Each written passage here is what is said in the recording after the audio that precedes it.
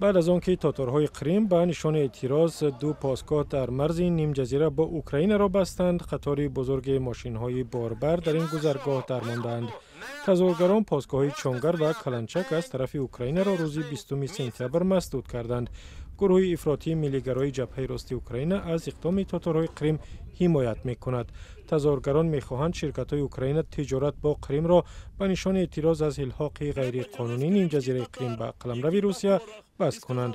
رئیس مجلس تاتارهای کریم گفته است تا زمانی که روسیه نیم جزیره را به اوکراین برنگرداند آنها از تظاهرات دست نمی‌کشند. سرگئی اکسیونوف رهبر نیم جزیره کریم گفته است بستن راه ماشین ها زیان زیادی به نیم جزیره نمی‌آورد، زیرا فقط 5% تأمینات کریم از اوکراین می‌آید.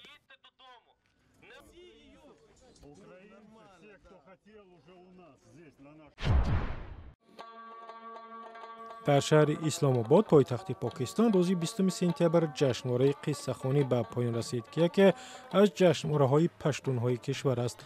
مدت 4 روز ساکنان ولایت خیبر پختونخوا پاکستان در این جشنواره رقص و موسیقی و آثار دستی کاسبان ولایت را نمایش دادند. هدف از برگزاری جشنواره احیای سنت‌های قدیمی و همدیگر فهمی در میان قوم‌های پاکستان بوده است.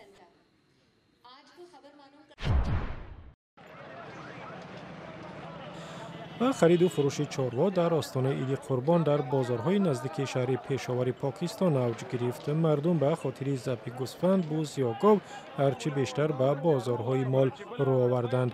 در پاکستان عید قربان چون در تاجیکستان روز 24 سپتامبر تجلیل می شود.